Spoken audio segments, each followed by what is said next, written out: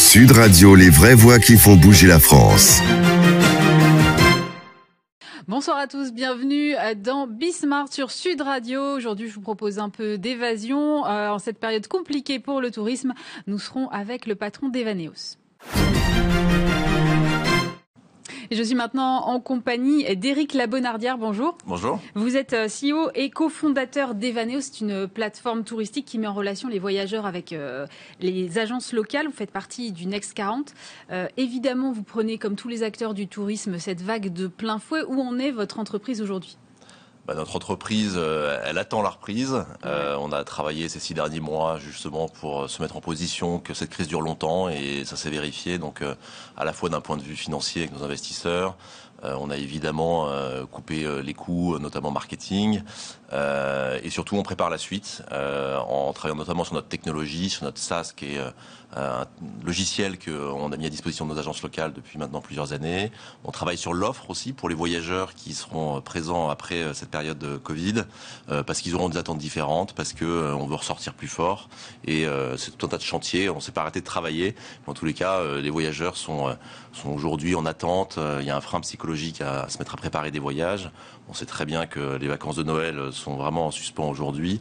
Oui, mais parce que personne n'a de visibilité aujourd'hui. Enfin, on en revient toujours au même. C'est-à-dire que tant qu'on ne peut pas savoir, on ne peut pas se projeter, donc on ne peut pas faire de projet et on ne peut pas se dire demain je pars à tel endroit à l'autre bout du monde si je ne suis pas sûr qu'au final j'ai le droit, je suis en capacité d'y aller.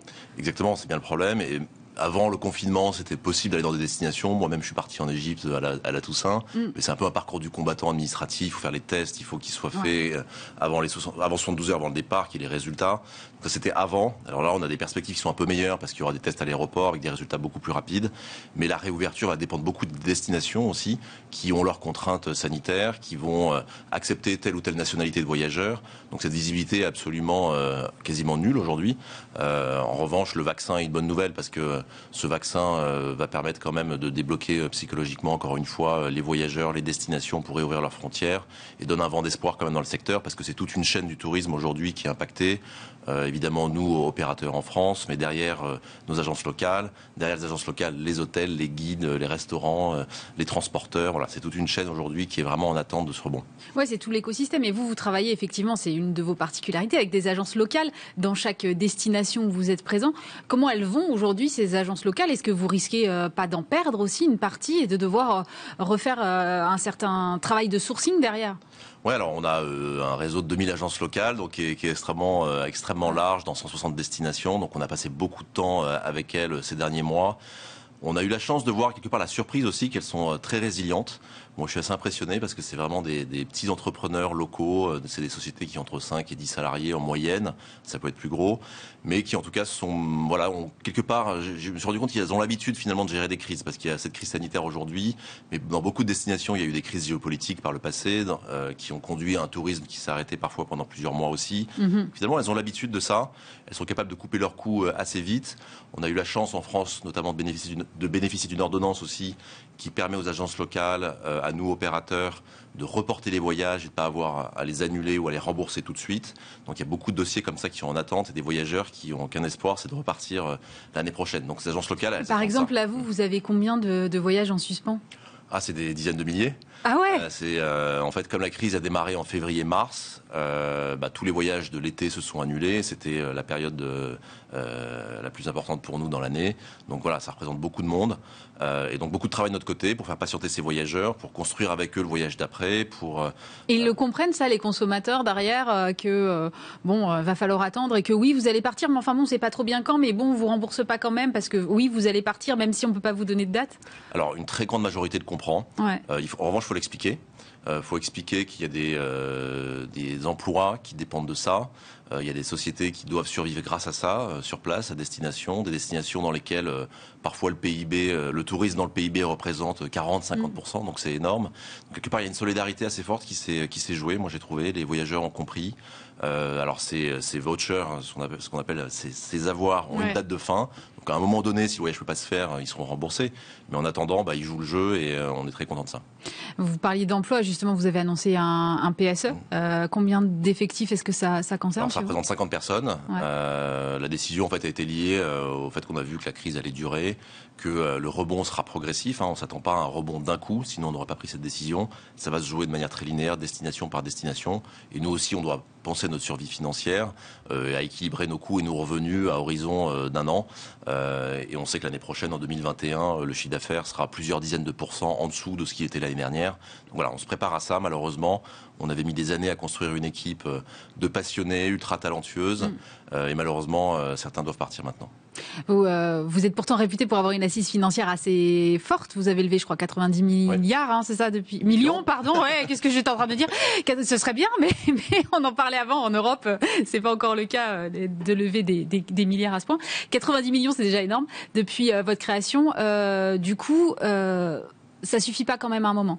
Ça suffit pas. Alors ça suffirait aujourd'hui pour opérer les prochaines semaines et mois si jamais ça rebondissait pas. Mais nous, on préfère se projeter à long terme, prendre aucun risque sur la viabilité financière de l'entreprise. Ouais. Et une fois que cette crise est terminée, qu'on ait encore les moyens d'investir et de se développer et de repartir sur de la croissance. Donc c'est ça qu'on a anticipé avec ce plan, avec les réductions de coûts qu'on opère.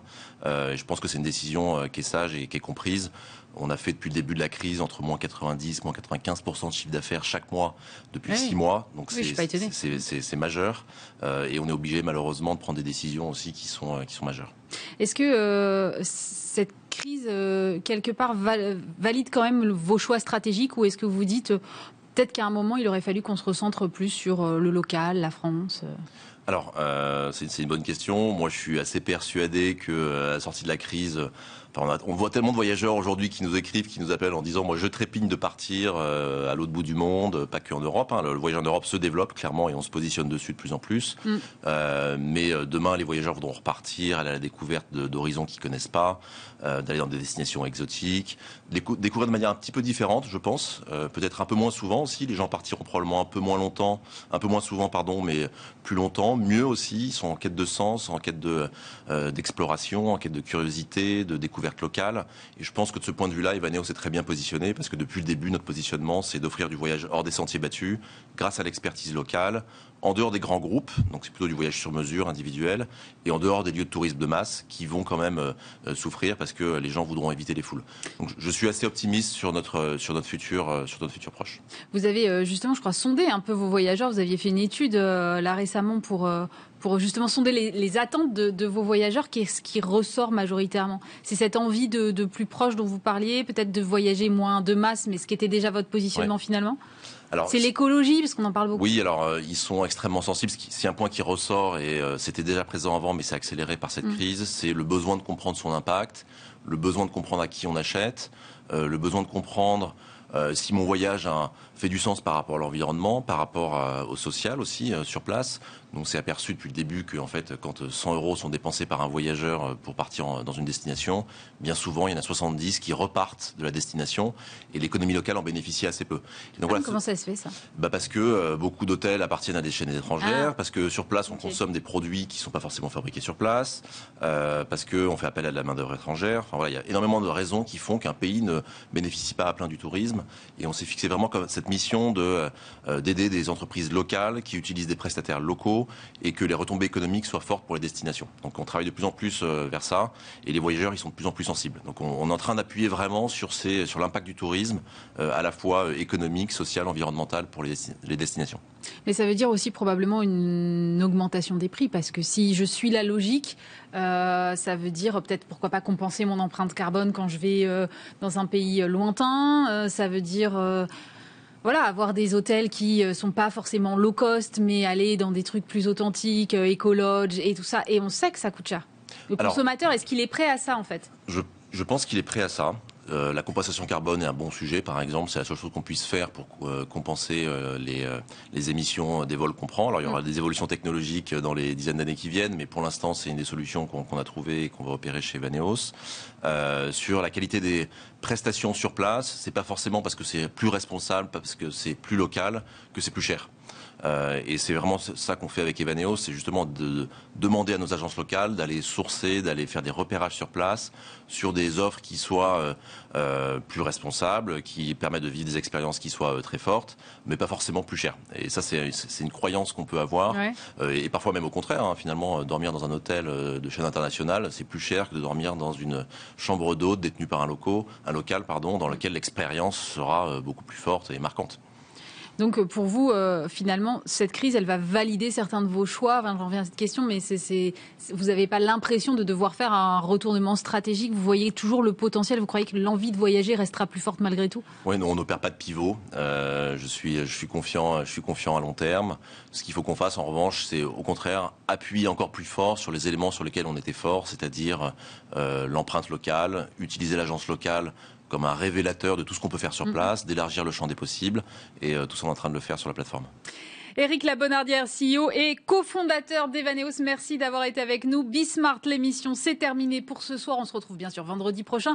Et d'ici là, vous retrouverez évidemment Stéphane Soumier dès lundi. En attendant, passez un très bon week-end sur Bismart.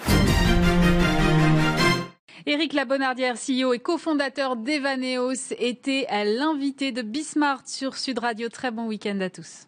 Sud Radio, les vraies voix qui font bouger la France.